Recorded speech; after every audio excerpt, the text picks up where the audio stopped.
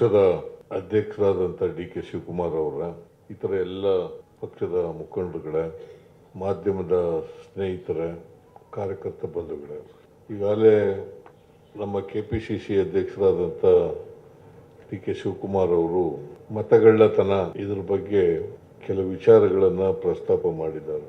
ಪ್ರಜಾಪ್ರಭುತ್ವ ವ್ಯವಸ್ಥೆಯಲ್ಲಿ ಮತದಾನ ಮಾಡತಕ್ಕಂಥದ್ದು ಪ್ರಜಾಪ್ರಭುತ್ವದ ಬುನಾದಿ. ಅದಕ್ಕೋಸ್ಕರನೇ ಬಾಬಾ ಸಾಹೇಬ್ ಅಂಬೇಡ್ಕರ್ ಅವರು ಸಂವಿಧಾನದ ಕರ್ತೃ. ಅವರು ಚುನಾವಣಾ ಆಯೋಗ ಅದನ್ನು ಸ್ವತಂತ್ರ ಸಂಸ್ಥೆ ಅಂತೇಳಿ ಕಾನ್ಸ್ಟಿಟ್ಯೂಷನ್ನಲ್ಲಿ ಮಾಡಿದ್ದಾರೆ.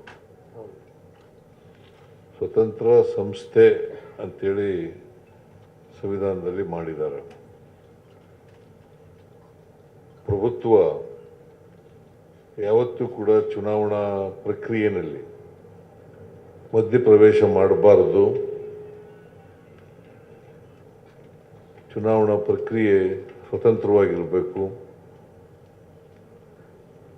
ಮತದಾರರು ಅವರ ಅಭಿಪ್ರಾಯವನ್ನು ವ್ಯಕ್ತ ಮಾಡುವಾಗ ಯಾವುದೇ ಇನ್ಫ್ಲೂಯೆನ್ಸ್ಗೆ ಒಳಗಾಗಬಾರದು.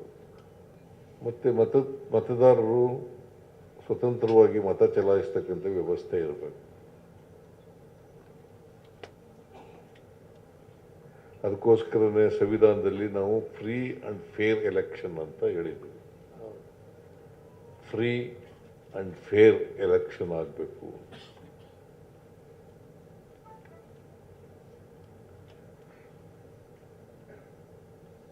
ಅದು ಆಗಲೇಬೇಕು. ಯಾಕಂತಂದರೆ ಸಂವಿಧಾನ ಉಳಿಬೇಕಾದ್ರೆ, ಪ್ರಜಾಪ್ರಭುತ್ವ ಉಳಿಬೇಕಾದ್ರೆ ನಾವು ಮತದಾನ ಸ್ವತಂತ್ರವಾಗಿರ್ತಕ್ಕಂಥ ರೀತಿಯಲ್ಲಿ ನೋಡ್ಕೊಳ್ತಕ್ಕಂಥದ್ದು, ಅದನ್ನು ಕಾಪಾಡ್ಕೊಳ್ತಕ್ಕಂಥದ್ದು ಎಲ್ಲ ಸರ್ಕಾರಗಳ,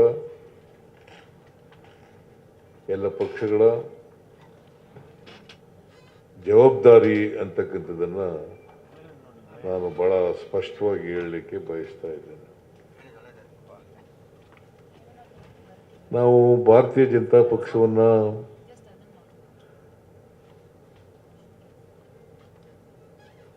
ಸುಳ್ಳಿನ ಸರ್ದಾರ ಅಂತೇಳಿ ನಾವು ಕರೀತಾ ಇದ್ದೆ.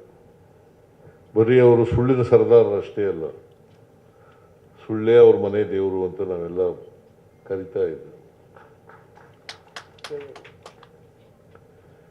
ಅದಷ್ಟಕ್ಕೆ ಸೀಮಿತ ಆಗಿಲ್ಲ. ಅವರು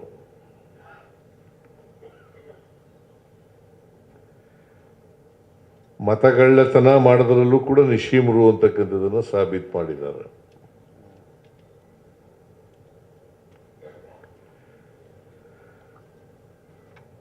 ಮತ ಕದಿಯದೇ ಅವರ ಕಸುಬು.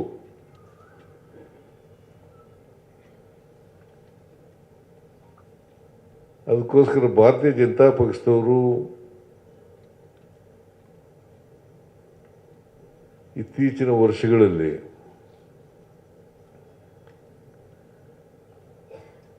ಮತಗಳ್ಳತನ ಮಾಡಿ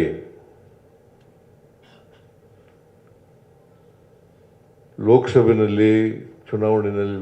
ಚುನಾವಣೆಯಲ್ಲಿ ಮತ್ತು ಅಸೆಂಬ್ಲಿ ಚುನಾವಣೆಗಳಲ್ಲಿ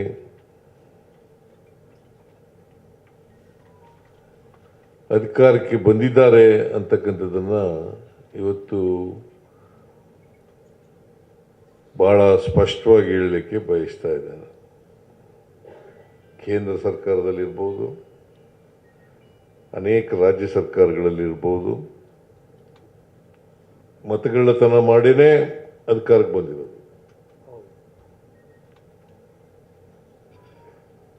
ಇದನ್ನು ನಮ್ಮ ನಾಯಕರಾದಂಥ ಹಾಗೂ ವಿರೋಧ ಪಕ್ಷದ ನಾಯಕರಾದಂಥ ರಾಹುಲ್ ಗಾಂಧಿಯವರು ಬಯಲುಗೊಳಿಸಿದ್ದಾರೆ. ಬರೀ ಬಯಲುಗೊಳಿಸೋದು, ಆರೋಪ ಮಾಡಿರೋದು ಅಷ್ಟೇ ಅಲ್ಲ, ಬರೀ ಆರೋಪ ಮಾಡಿಲ್ಲ, ಸಾಕ್ಷ್ಯಾಧಾರವಾಗಿ ಸಾಕ್ಷ್ಯವನ್ನು ಇಟ್ಕೊಂಡು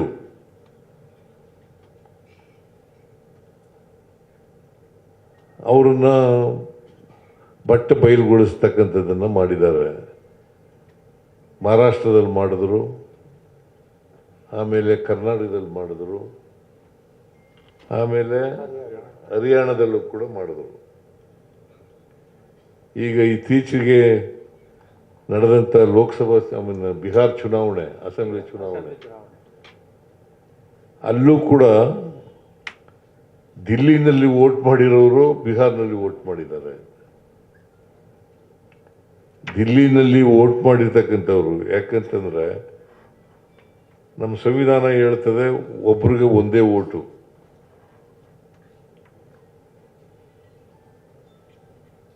ಅನೇಕ ರಾಜ್ಯಗಳಲ್ಲಿ ಮಾಡೋಕ್ಕಾಗಲ್ಲ, ಒಂದು ಓಟಿಗಿಂತ ಜಾಸ್ತಿ ಚಲಾವಣೆ ಚಲಾಯಿಸೋಕ್ಕಾಗಲ್ಲ, ಒಂದು ಓಟ್ ಮಾತ್ರ ಮಾಡಬೇಕು. ಅವರು ದಿಲ್ಲಿನಲ್ಲೂ ವೋಟ್ ಮಾಡ್ತಾರೆ, ಬಿಹಾರ್ನಲ್ಲೂ ವೋಟ್ ಮಾಡ್ತಾರೆ. ಇದು ಸಂವಿಧಾನ ಬಾಹಿರ, ಸಂವಿಧಾನ ಬಾಹಿರ. ಇವತ್ತು ಸಂವಿಧಾನ ಬಾಹಿರವಾಗಿ ಅಧಿಕಾರ ಹಿಡಿತಕ್ಕಂಥದ್ದು ಇದೆಯಲ್ಲ, ಇದು ಸಂವಿಧಾನಕ್ಕೆ ವಿರೋಧಿಯಾದದ್ದು ಮತ್ತು ಪ್ರಜಾಪ್ರಭುತ್ವ ಮೂಲ ತತ್ವಗಳಿಗೆ ವಿರುದ್ಧವಾದದ್ದು. ಇದನ್ನು ಮಾಡಿದ್ದಾರೆ. ಈಗ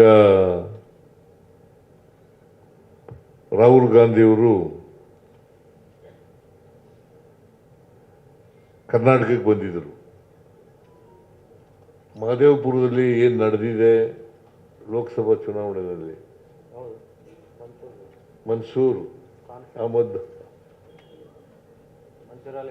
ಮನ್ಸೂರ್ ಅಲಿ ಖಾನ್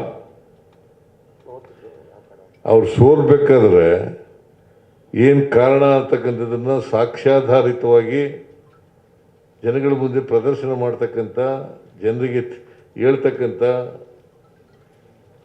ಕೆಲಸವನ್ನು ಮಾಡಿದ್ದಾರೆ. ಮಲ್ಲಿಕಾರ್ಜುನ್ ಖರ್ಗೆ ಅವರು, ರಾಹುಲ್ ಗಾಂಧಿಯವರು, ವೇಣುಗೋಪಾಲ್ ಅವರು, ಸುರ್ಜೇವಾಲಾ ಅವರು, ನಾನು ಮತ್ತು ಹೆಚ್ಚಿನ ವಿಡಿಯೋಗಳಿಗೆ ಪ್ರತಿಧ್ವನಿ ಯೂಟ್ಯೂಬ್ ಚಾನೆಲ್ ಸಬ್ಸ್ಕ್ರೈಬ್ ಮಾಡಿ, ಬೆಲ್ ಐಕಾನ್ ಕ್ಲಿಕ್ ಮಾಡಿ.